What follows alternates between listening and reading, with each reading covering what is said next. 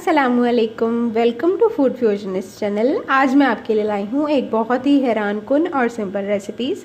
घर में कुछ नहीं है, भूख लगी है, कुछ अच्छी सी क्रेविंग हो रही है, कुछ क्रिस्पी खाने का मन हो रहा है, मगर ऐसा है कि लेज़ का बॉयकॉट है, जो कि हम अपने फ़लस्तीनी भाइयों की हर तरीके से मदद करना चाहते हैं। तो उस मदद के लिए हमने लेज़ का बॉयकॉट किया है और कुछ क्रिस्पी खाने का मन भी हो रहा है। तो उस क्रिस्पी क्रेविंग को दूर करने के लिए मैं आपके लिए लाई हूँ एक सिंपल सी रेसिपी, जिसके लिए हमें कुछ नहीं करना, सिर्फ मैदा लेना है और कुछ बेसिक इंग्रेडिएंट्स लेने हैं जो कि हमारे घर पर मौजूद होते हैं। तो बगैर वक्त ज़ाया किए रेसिपी को स्टार्ट करते हैं, मगर इससे पहले अगर आप चैनल पर नए हैं तो वीडियो को लाइक करके सब्सक्राइब करना मत भूला करें। यह आपकी तरफ से मेरे लिए एक छोटा सा गिफ्ट होता है जो कि मुझे बहुत अच्छा लगता है। तो चलिए स्टार्ट करते हैं। यहाँ मैंने सबसे पहले 1.5 कप मैदा लिया हुआ है, 1 चम्मच नमक लिया है, आधा चम्मच सूरख मिर्च ली है, 1 चम्मच ज़ीरा लिया है, 3 अदद गोल साबुत मिर्च ली हैं, 1 चम्मच कलौंजी ली है, 3 टेबलस्पून घी लिया है जिसको मैंने मेल्ट कर लिया था। तो सबसे पहले हम अपने ड्राई इंग्रेडिएंट्स को अच्छे से मिक्स करके एक पाउडर फाइन तैयार कर लेंगे। उसका मैं आपको फाइनल लुक भी दिखाऊंगी। तो जी यहाँ पर हमारा फ़ाइन सा पाउडर बनकर रेडी हो गया है। इसमें से एक मज़ेदार किस्म की खुशबू आ रही है। अब इन इंग्रेडिएंट्स को देखकर आप ये ज़रूर सोच रहे होंगे अब हम इन्हें नीड करें, फिर बनाएं, बेलें, फिर इसको तलें और कहाँ हम इसको खाएं। तो इसकी फ़िक्र करने की ज़रूरत नहीं है, क्योंकि हमने यहाँ पे इसे नीड नहीं करना है, हम इसे जस्ट लिक्विड फॉर्म में रेडी करेंगे। तो चलिए प्रोसेस को रेडी करते हैं। यहाँ इसमें तमाम स्पाइसेस ऐड करके इसी के साथ हम इसमें ऑयल शामिल कर देंगे और इसे विस्क के साथ हम अच्छे से मिक्स करेंगे। फर्दर प्रोसेस के साथ वीडियो के साथ जुड़े रहें ताकि फाइनल स्टेप्स भी आपके साथ शेयर कर सकें हम। तो जी यहाँ हम इंग्रेडिएंट्स को हम विस्क की हेल्प से मैदे के साथ अच्छे से मिक्स कर लेंगे। कुछ नहीं करना, बस अच्छे से मिक्स करना है और देन हम इसे पार्शली वाटर ऐड करके अच्छे से इसका एक लिक्विड फॉर्म रेडी कर लेंगे। और बिना वक्त लगाए हमारे मज़ेदार क्रिस्पी क्रेविंग्स वाले स्नैक्स जो हैं वो रेडी हो जाएंगे।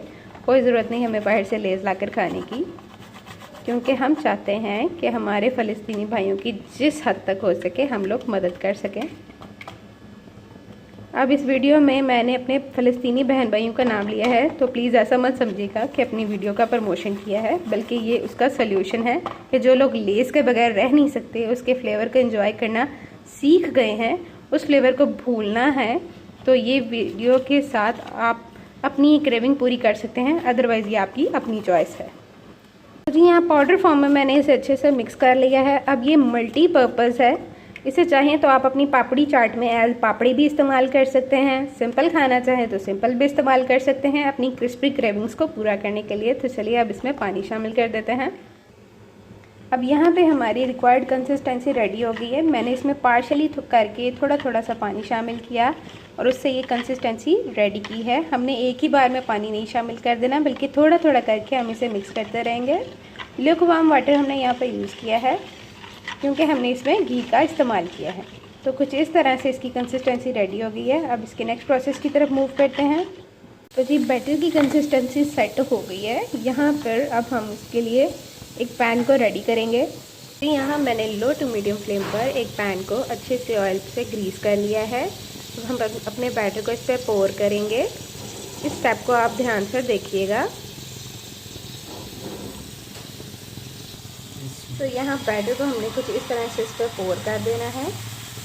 बस अब इसे अच्छे से इसी तरह से स्प्रेड कर लेंगे।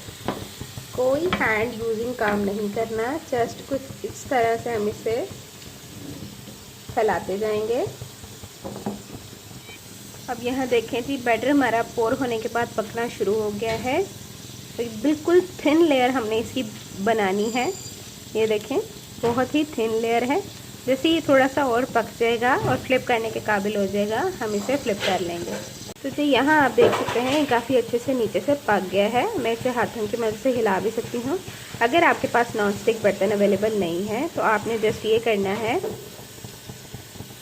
कोई भी दूसरा स्टील का पैन लें, उसे हाई फ्लेम पर अच्छे से गर्म कर लें, फिर उस पर कुछ पानी के छींटे मारकर उसे साफ़ करके ऑयल से ग्रीस कर लें। इस तरह आपका पैन भी नॉन स्टिक पैन की तरह काम करेगा। अब हम इसे फ्लिप कर लेंगे।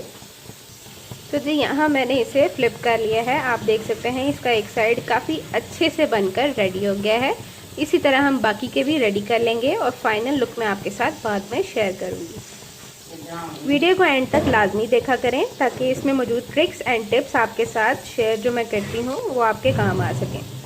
तो जी हमारे यहाँ पर सारे रैप्स बनकर रेडी हो गए हैं। यहाँ पे मैंने 1.5 कप लिया था जिसमें मेरे 4 से 5 बनकर रेडी हो गए हुए हैं।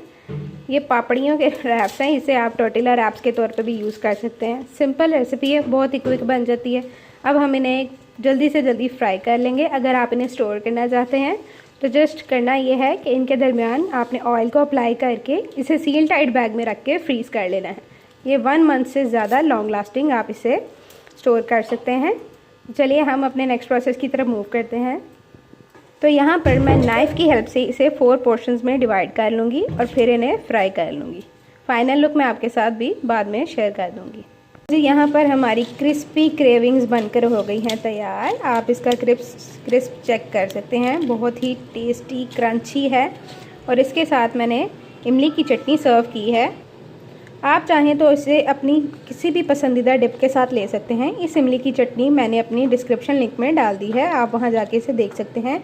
ये रेसिपी भी बहुत ही सिंपल है, इसे ट्राई मस्ट कीजिएगा। मिलते हैं नेक्स्ट वीडियो के साथ, तब तक के लिए अल्लाह हाफिज़, बाय बाय।